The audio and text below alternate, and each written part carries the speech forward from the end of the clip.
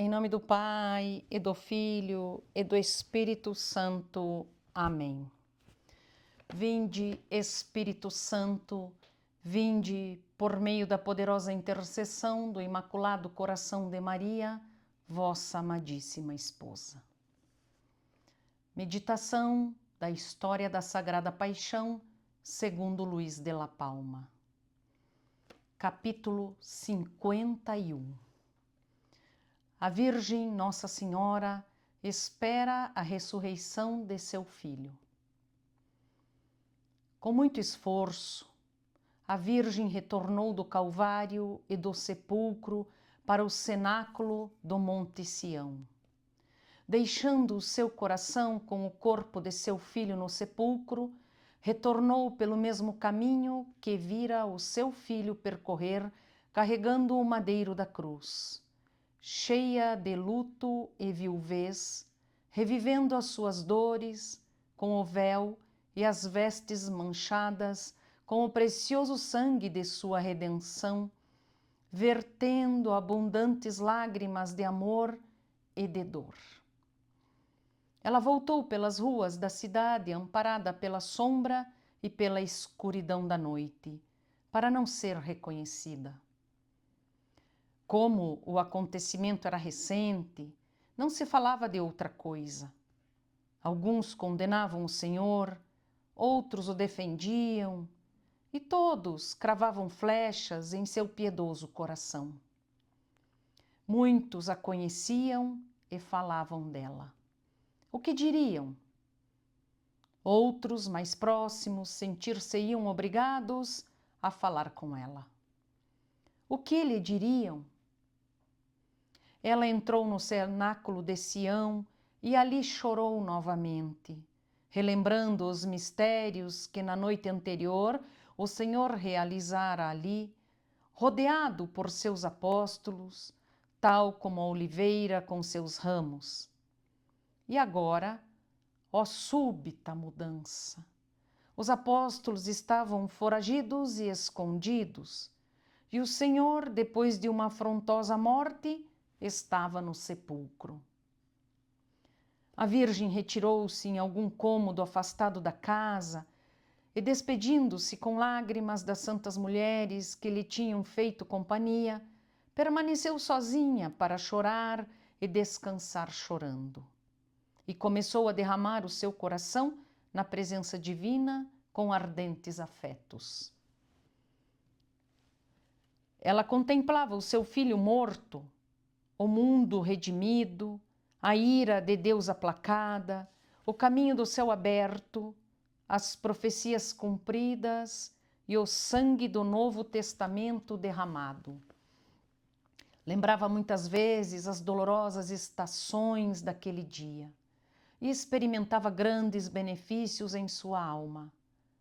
A águia real, que costumava levantar alto vôo e fixar os seus olhos no sol, estava agora abraçada com o corpo morto, provando o seu sangue e alimentando-se com ele, que emanava de todas as feridas.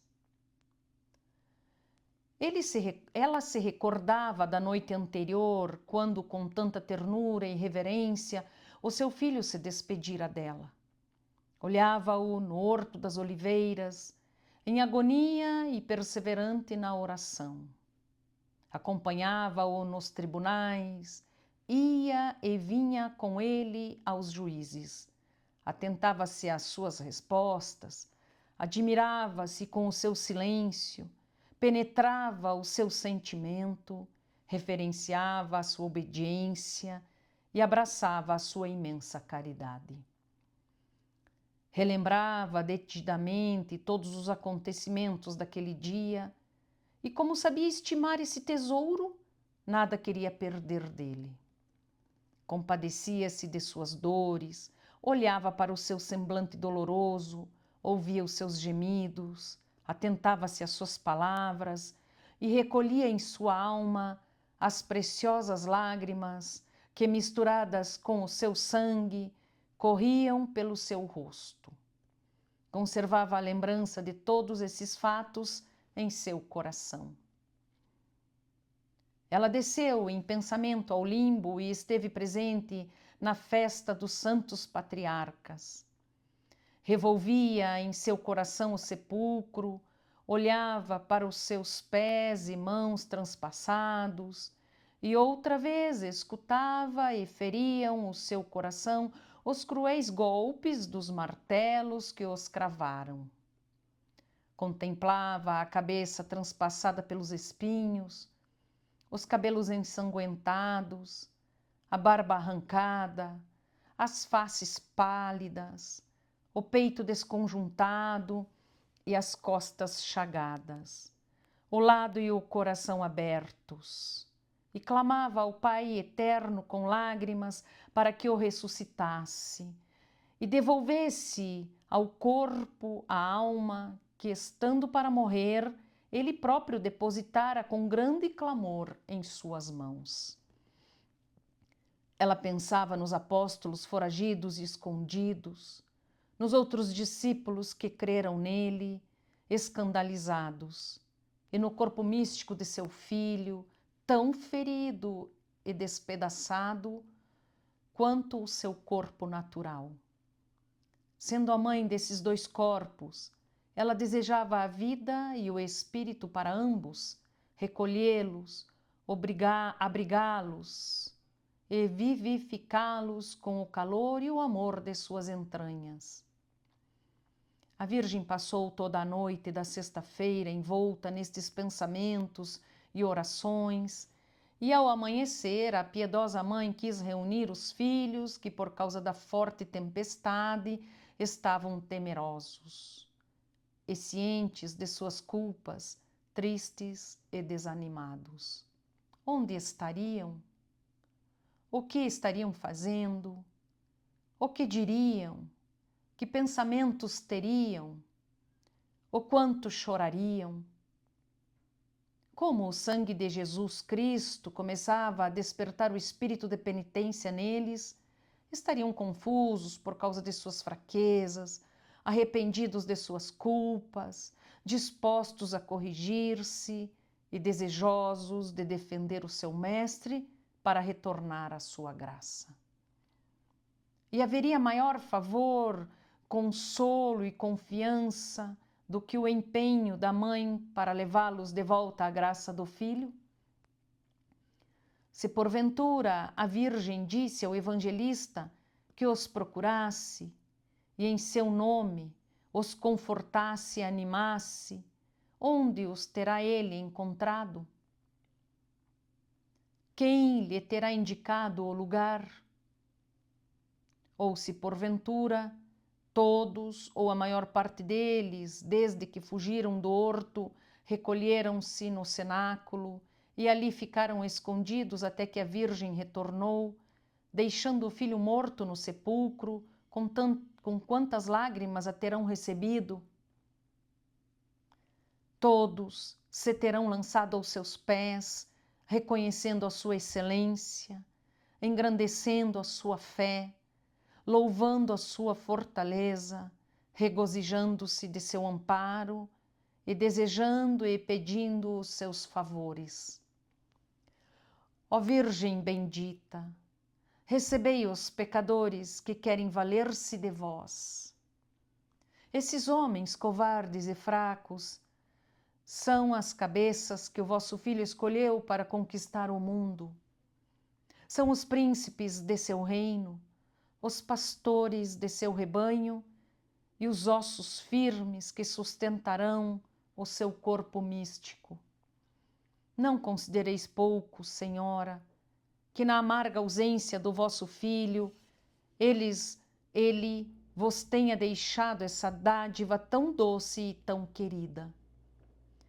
Ele que tanto os amou, que entregando-se nas mãos de seus inimigos, ordenou expressamente que não fizessem nenhum mal a eles, e permitindo que sacrificassem o inocente cordeiro com tanto rigor, cuidou para que não tocassem em seus ossos. Esta é, Senhora, a família que ficou sob o vosso encargo.